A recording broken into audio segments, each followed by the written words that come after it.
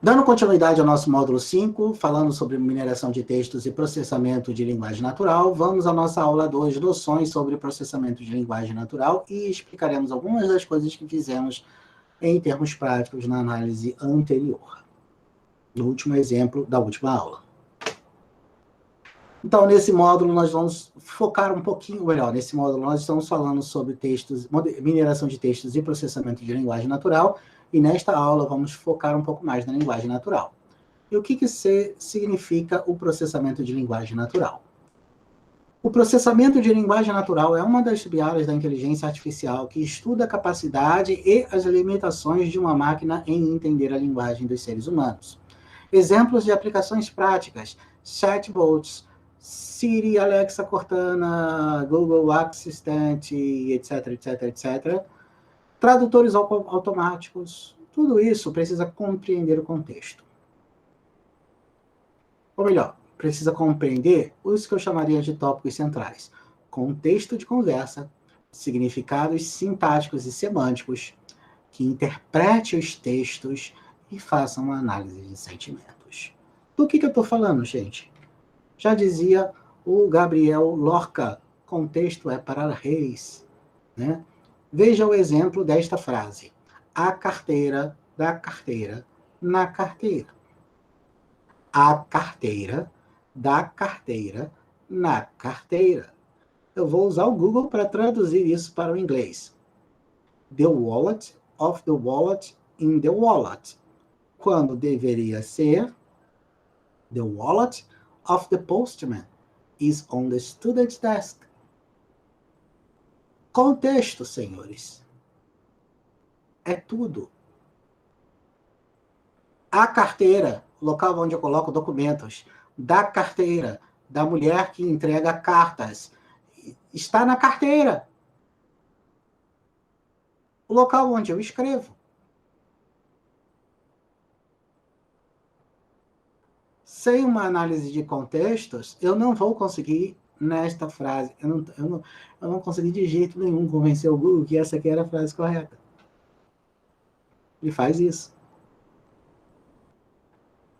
E é isso que se trata de processamento de linguagem natural, resumidamente.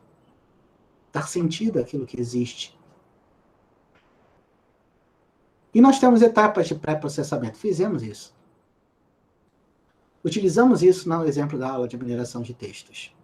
Normalização, tokenização e identificação de palavras e sentenças.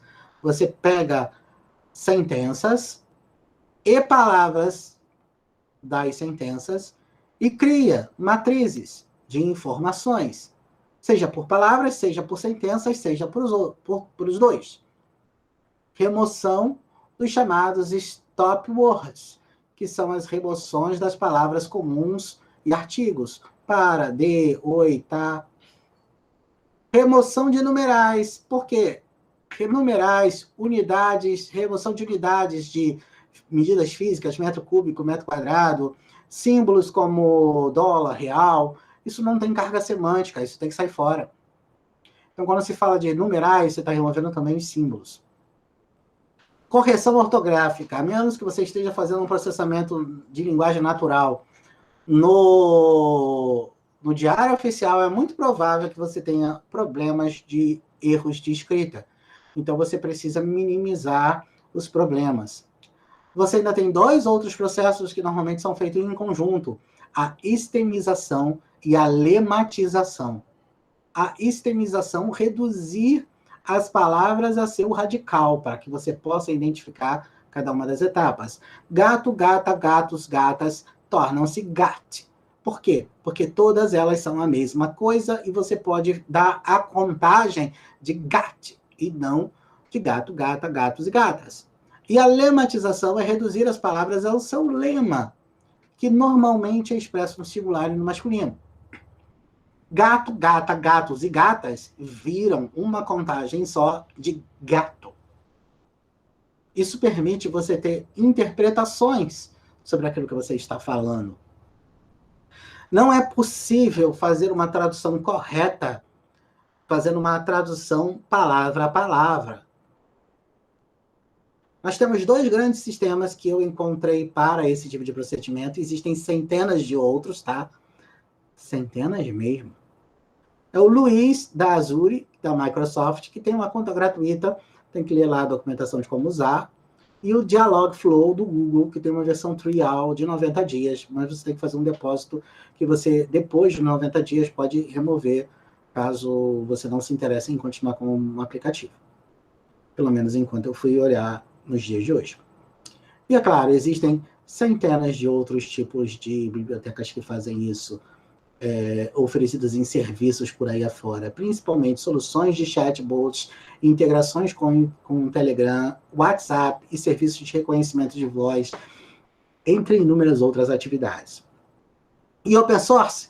Tem sim, tem várias bibliotecas para Python. Verifique no módulo 1, na aula 6, tem lá um fluxogramazinho onde eu listo várias bibliotecas com esse propósito no Python.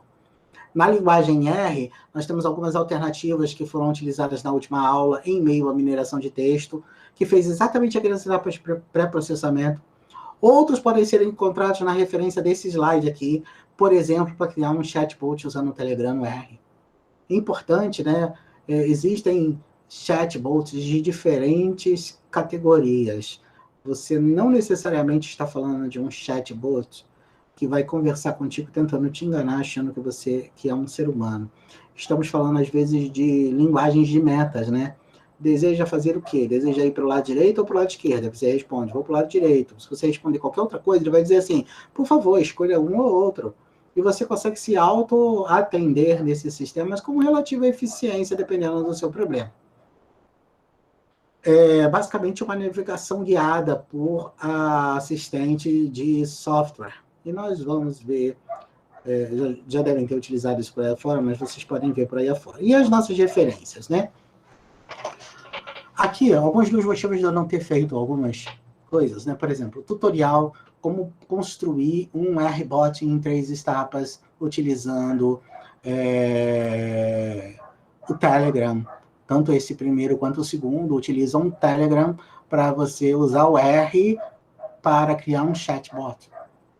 Nós vamos ver isso aí, eu vou mostrar já esse exemplo. Ó. O Elisa, um chatbot em R, feito por nós mesmos. Eu copiei o link desse negócio lá, coloquei ali, não fui eu que fiz, tá? Eu baixei esse código que está ali para mostrar para vocês como funciona um chatbot em R, como fica bonitinho um chatbot em R. E como se você for meio inocente e tiver realmente mal, você pode acabar se enganando. Tem aí essa inicialização de desenvolvimento de chatbot envolvendo o Plumber e o ngrok, que são bibliotecas para R também, se não me engano. Agora me falhou a memória, mas acho que são para R, sim. Building a Simple Chatbot from Scratch em Python, utilizando essa biblioteca aí, o NLTK, que é uma das melhores para isso. Tem alguns textos básicos sobre processamento de linguagem natural, tá? Então, os outros todos são simplesmente textos básicos. O interessante desse daqui, tudo sobre linguagem e processamento natural, é que ele tem lá um chatzinho ao lado, assim, para você brincar com ele. Ele é um serviço, ele explica para você o serviço dele, que é um serviço de chatbot que ele fornece comercialmente, e ele dá lá o chatbot para você conversar com o chatbot, se você desejar. Vou mostrar isso aqui para você em R. Vou abrir aqui. Eu fiz esse negócio, eu baixei esse negócio aqui para você. Verdade. Eu não fiz nada, né? Mas assim. É muito importante nesse caso também que você esteja dentro do diretório, senão não vai acontecer. Eu vou mostrar porque já. Então eu vou choose directory aqui, test mining, entramos no diretório. E agora é o seguinte, ó, eu vou abrir aqui, ó, main Elisa. Main Elisa, ele tem a URL do blog que fez o código. Eu copiei o código que estava lá, fiz Ctrl+C, Ctrl+V nesse arquivo aqui, elisa.r, que eu não vou abrir agora para vocês não terem a curiosidade. Inclusive, eu já adianto aqui, a gente criou muitas bibliotecas, não é? Se você criou a biblioteca e quer rodar a biblioteca inteira, você pode salvar ela num .r e usar esse código aqui, ó, source elisa.r. Você podia fazer isso, por exemplo, para carregar a função objetivo de uma matéria de otimização, por exemplo. Então, você pode botar toda a função objetivo dentro de um código à parte. Aí, quando chegasse aqui, você simplesmente carrega. E quando eu carreguei, ele executou. E o executar dele aqui embaixo, ó. Olha que bacana. Eu tenho a Elisa falando comigo. Você pode conversar com ela aqui embaixo, ó. Hi. Ela está conversando comigo, né? Obviamente você tem que conversar com ela em inglês, tá? Já que eu não fiz nada, né? O que eu sugiro? How are you?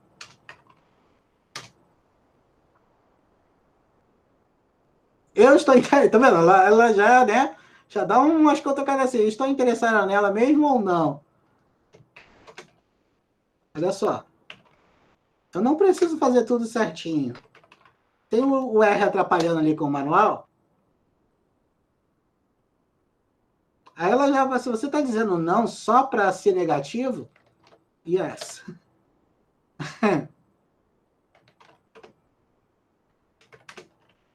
Estou triste.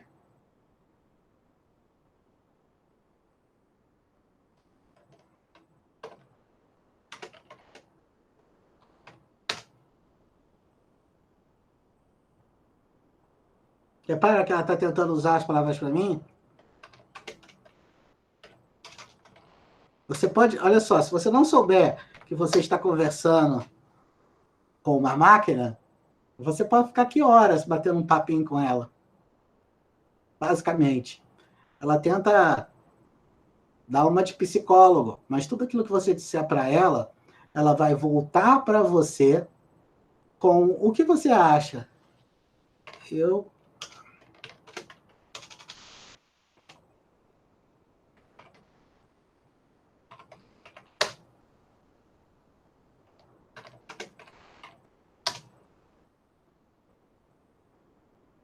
Se você estiver lendo o que eu estou fazendo, ela está tentando assim.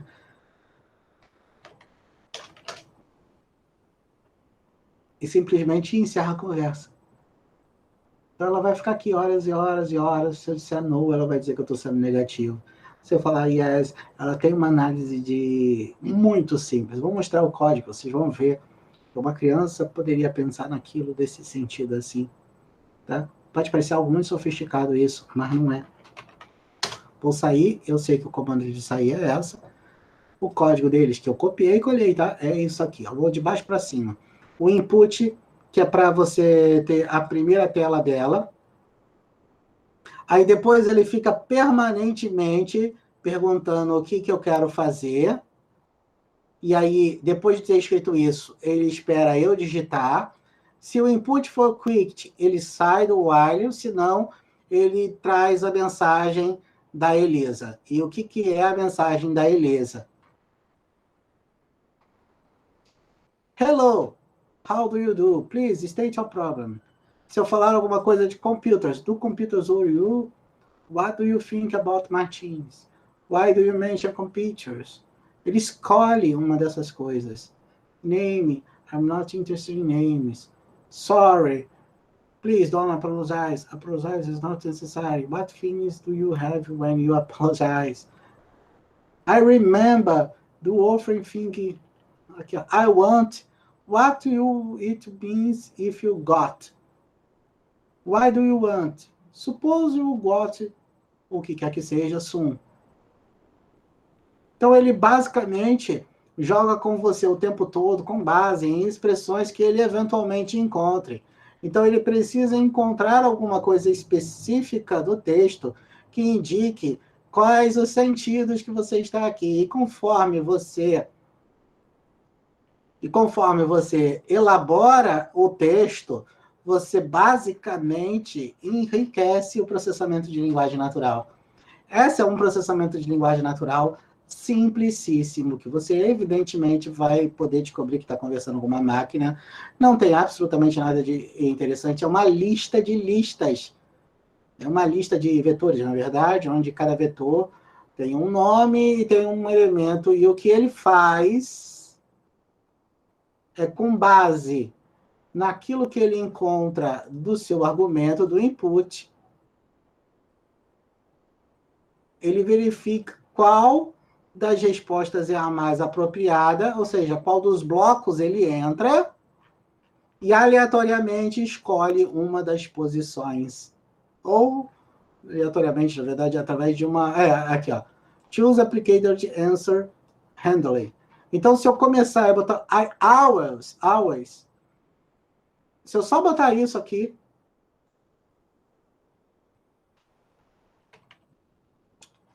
esse é o problema, tá? Tem que escrever aqui embaixo. Always.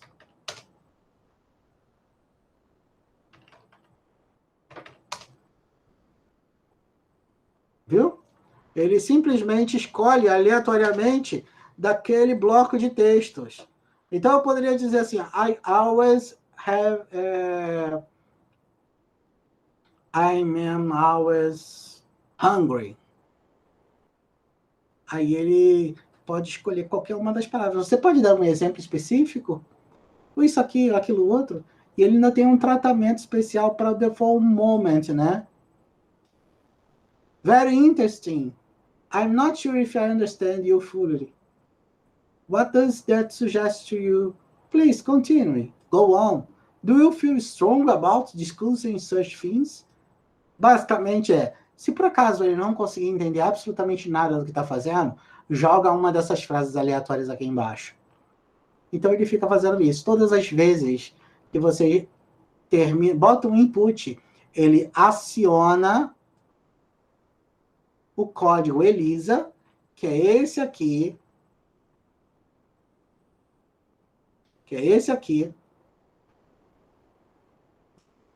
tá? Ele aciona o código ELISA recebendo o input e consulta com base no input esse banco de dados anterior aqui.